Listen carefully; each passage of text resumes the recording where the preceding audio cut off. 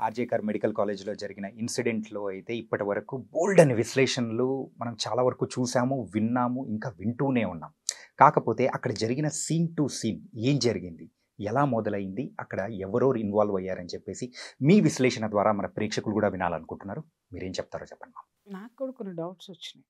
ఎందుకంటే ఇన్సిడెంట్స్ నేను చూస్తున్నాను ఏం జరుగుతుంది ఏంటి అనేది. కొన్ని ఎలా మర్డర్ జరిగింది? హ్మ్. ఎక్కడ జరిగింది? ఏం జరిగింది? ఇంతమంది చేశారా? అంతమంది చేశారా? ఎవరి విశ్లేషణ వాళ్ళకొస్తుంది. అవును. నాకు కొన్ని కొన్ని డౌట్స్ నాకున్నాయి. ఆ హ్మ్. డౌట్స్‌ని నేను మీడియా ముఖంగా నేను అడుగుతున్నాను. ఓకే. దాన్ని ఒకసారి జనం కూడా కొంత విశ్లేషిస్తే బావుంటది. లేదా అసలు జరిగిన సిట్యుయేషన్స్ ఏంటి అనేది మనకి ఇన్వెస్టిగేషన్‌లో కూడా వస్తాయో లేదో కూడా నాకు డౌటే యాస్ ఎ జర్నలిస్ట్‌గా ఓకే. నేను చెప్తున్నాను. హ్మ్. కానీ నేను ఈ ఇష్యూస్ అన్నీ నా మస్తిష్కంలో గందరగోళం. ఓకే. ఏ ఒక్క విషయం కూడా నేను లాస్ట్ ఎపిసోడ్‌లోనే చెప్పా. మూలాల వరకు వెళ్తా నేను. హ్మ్.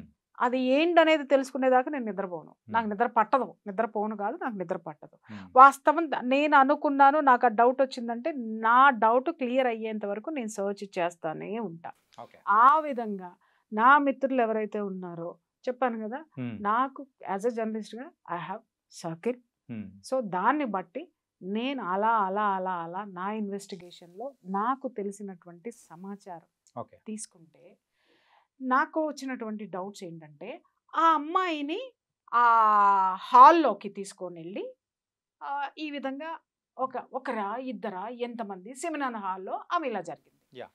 సెమినార్ హాల్‌లో జరిగిందంటే, సెమినార్ హాల్ ఎక్కడుంది? ఈ అమ్మాయి డ్యూటీ ఉండేటటువంటి పక్కనే ఉంది. హ్మ్. నంబర్ 1. అవును.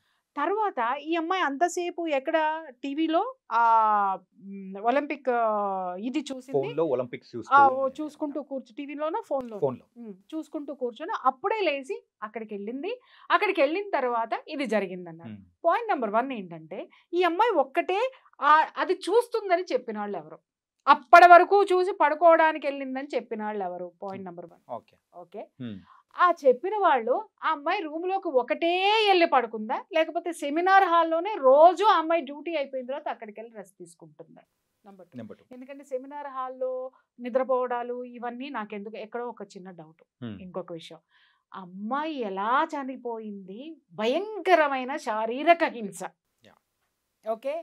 లైంగిక పరమైనటువంటి హింస. ఇవి 2 జరిగాయి. జరిగిన తర్వాత ఆ అమ్మాయి ప్రాణాలు కోల్పోవడం అనేది జరిగింది. ఆ అమ్మాయి వీడియో కూడా ఒకటి వైరల్ అవుతుంది. గొంతు కింద భయంకరంగా నలిపారు. ఇక్కడ కొట్టారు. ముక్కులో నుంచి రక్తము, నోట్లో నుంచి రక్తము. ఆ అమ్మాయి వీడియో తీసుకునేటటువంటి వెసులుబాటు, ప్రాణము, చలనము ఆమెలో ఉండగా, హ్మ్. ఈ అమ్మాయి అంత దెబ్బలు కొడుతున్నప్పుడు చాలామంది చెప్తున్నారు గట్టిగా పట్టేసుకొని ఉండుంటారు. కాబట్టి వచ్చినోడు కొట్టేసాడు అనేసి. గట్టిగా పట్టుకొనున్నప్పుడు కొట్టేసిన తర్వాత వీడియో ఎలా తీసుకోగలిగింది ఆ అమ్మాయి? నంబర్ 1. హ్మ్. రెండోది అసలు నేను చెప్తున్నది సరే ఆ అమ్మాయిని అలా పట్టుకొని కొట్టేశారు అబ్బాయి. బాగా కొట్టేశారు. అందరూ పట్టుకున్నారు. ఒక్కొక్క వేలుకి ఒక్కొక్కడున్నాడు అనుకుందాం. కాలుకొకడు, వేలుకొకడు, చెయ్యికొకడు, పొట్టకొకడు అందరూ ఉన్నారు. ఈళ్ళు కొట్టేశారు. కొట్టిన దెబ్బల శబ్దం ఎవరికి వినపడలేదా? రైట్.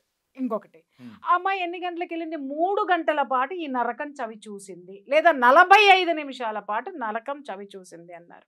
ఈ శబ్దాలు, అలజడులు ఏమి రాలేదా? ఆ అమ్మాయి రూమ్‌లోకెళ్ళింది. స్పృహ లేకుండా నిద్రపోతుందనే అనుకుందాం. హ్మ్. నిద్రలో ఎవరైనా మొఖము, కాళ్ళు, చేతులు అన్నీ కట్టేసేసి మీరన్నట్టు పట్టుకొని కడితే ఇలాంటివి రావు. ఓకే. ఆడు సింపుల్‌గా దుప్పటి పెట్టేసి, దిండడ్డం పెట్టేసి చంపేత్తాడు. హ్మ్. ఓకే. లేదా నోరు మూసేసి అత్యాచారం చేసేసి గొంతు నులిమేసి ఎళ్ళిపోతాడు. ఎప్పుడు బ్లీడింగ్‌లొస్తాయి? ఎప్పుడు కొట్టడం జరుగుతది? తప్పించుకోవడానికి ప్రయత్నించినప్పుడు మాత్రమే ఇంత భయంకరమైనటువంటి గాయాలవుతాయి. అవునా? యాహ్! కాదా? అవును. అంటే ఆ అమ్మాయి థ్రెటన్ చేసింది. థ్రెటన్ చేసినప్పుడు ఆ రూమ్‌లో వస్తువులేమి కదల్లేదా? ఏమి ద బ ఇప్పుడు ఈ రూమ్‌లో ఉన్నావు. నేను పారిపోవాలి. లేదా నేను నిన్ను కొడుతున్నా. నువ్వు పారిపోవాలి. పారిపోయేటప్పుడు ఇది తగలదా? తగులుతుంది. ఆ! ఇది కింద పడదా? పడదు. ఇక్కడ దీని మీద ఉన్న వస్తువులు డిస్టర్బ్ అవ్వవా? ఆ కుర్చీ ఇవతల కన్నా లాగవా? కొంచెమన్నా లాగవా? ఆ ప్రతిఘటించేటప్పుడు ఖచ్చితంగా ఏదో ఒకటి ఉంటుంది. ప్రతిఘటించేటప్పుడు ఖచ్చితంగా అక్కడ అలజడి అనేది ఉంటుంది. హ్మ్. ఆ హాల్‌లో ఖచ్చితంగా ఉంటుంది. అవేమీ లేవా? హ్మ్. ఇంకొక పాయింట్కి వచ్చిన తర్వాత అసలు ఆ అమ్మాయి అరవలేదు అనడానికి ఇక్కడ ఏ విధమైనటువంటి సాక్ష్యాధారాలు లేవు. అది నమ్మదగిందైతే మాత్రం కాదు. ఎందుకు అనంటే ఆ అమ్మాయి మూతి మీద కొట్టారు, ముక్కు మీద కొట్టారు. మూతి మీద కొట్టారు అనంటే ఎవడన్నా చేయి పెట్టి ఉన్నాడు అరవకుండా అంటే వాడి చేతికి తగులుతుంది, కానీ అమ్మాయి చేతికి అమ్మాయి మూతిలో నుంచి బ్లడ్ రాదు కదా. అంటే మూతి మీద నుంచి చేయి తీసేశారు కదా, తీసేసినప్పుడు కొట్టినప్పుడు అమ్మాయి అరవాలి కదా, అరిచినప్పుడు బయట ఎవరికి వినపడలేదా? ఇంకొకటి వినపడలేదు అనుకుంటాను కదా, పగలపూట కాదే రాత్రిపూట పిన్ డ్రాప్ సైలెన్స్గా ఉంటుంది. ఇంకొకటి అది గవర్నమెంట్ హాస్పిటల్, 24/7 ఏదో ఒక కేసు యాక్సిడెంట్లనో ఇంకొకటనో వచ్చి పోతానే ఉంటారు జనం యొక్క అలికిడి ఉంటుంది. ఈ అమ్మాయి డ్యూటీ చేస్తున్నటువంటి రూమ్ నుంచి ఆ యొక్క సెమినార్ హాల్ ఎంత దూరంలో ఉంది, ఆ అంత దూరంలో ఉన్నటువంటి సెమినార్ హాల్లో జరిగేటటువంటి ఈ యొక్క ఘర్షణ ఎవరి దృష్టికి రాలేదా? ఎవ్వరూ కూడా సెమినార్ హాల్లోకి ఈ అమ్మాయి వెళ్ళగలిగింది, మిగిలిన డాక్టర్స్కి ఎవరికి అలసట రాలేదా? వాళ్ళు నిద్రపోదామని అనుకోలేదా? ఆ ఏరియాకి ఎవరు రాకుండా కాపలా కాసింది ఎవరు? ఆ ఏరియాలో జరిగి ఉంటే. దీన్ని బట్టి ఇంకొక డౌట్ ఏమొస్తుందంటే అసలు ఈ సంఘటన ఆ ఏరియాలోనే జరగలేదు అనుకుందాం, అసలు జరిగింది. నాకున్న ఇన్ఫర్మేషన్ ప్రకారము ఈ అమ్మాయి ఈ హాస్పిటల్లో జరుగుతున్నటువంటి ఆ యొక్క డ్రగ్స్ దందా కానివ్వండి, ఆ యొక్క సెక్స్ స్కాండల్ కానివ్వండి, ఆ యొక్క ఆర్గాన్స్ ట్రాఫికింగ్ కానివ్వండి, ప్రతి ఒక్క దాని గురించి కూడా ఈ అమ్మాయి ప్రతిఘటిస్తూ వస్తూ కూడా ఈ అమ్మాయి సహించలేక వీటిని ఎందుకు మనము అంటే ఆ అమ్మాయి ఆర్గాన్స్ ట్రాఫికింగ్ గురించి పక్కన పెడదామండి, ఓకే. ఇంకొకటి ఏంటి అనంటే ఆ డ్రగ్స్ గురించి కూడా పక్కకు పెడదాం, ఈ అమ్మాయికి సంబంధం లేదు డ్రగ్స్ గురించి. కానీ సెక్స్ స్కాండల్ దగ్గర మాత్రం ఈ అమ్మాయికి ఏదో ఒక విధంగా ఎక్కడో ఒక చోట సెగ తగిలి ఉండాలి కదా. సెగ తగిలినప్పుడు ఈ అమ్మాయి ప్రతిఘటించేటటువంటి సిచ్యుయేషన్లో ఉండాలి కదా.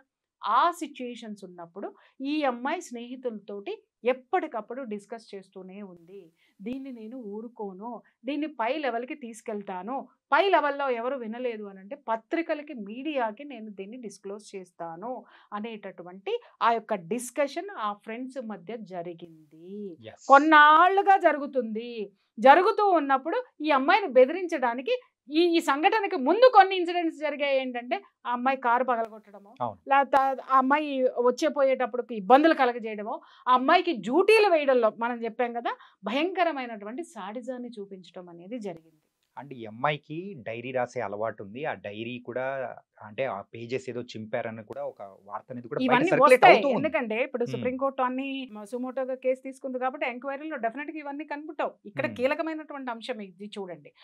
ఆ రోజు రాత్రి కూడా సెమినార్ హాల్లో ఏం జరిగింది, ఇక్కడ నాకు అందిన సమాచారం ఏంటంటే ఆ రోజు నైటు ఇదే ఫ్రెండ్స్ తోటి కూర్చొని ఫ్రెండ్స్ ఆ అమ్మాయికి అమ్మాయి ఇంకా సహించేటటువంటి సిచ్యుయేషన్లో లేదు, బరస్ట్ అయ్యేటటువంటి సిచ్యుయేషన్లో ఉంది, ఓపెన్ చేయడానికి సిద్ధపడిపోయింది. ఎందుకంటే ఆ అమ్మాయిని ఈ విధంగా కూడా మానసికంగా కూడా హింసించేస్తున్నారు. ఆ అమ్మాయి కారు అద్దాలు పగలగొట్టడం కానివ్వండి, ఆ అమ్మాయిని డ్యూటీ చేయడం కానివ్వండి, ఇంకొక విధంగా పరోక్షంగా చాలా చేయొచ్చండి.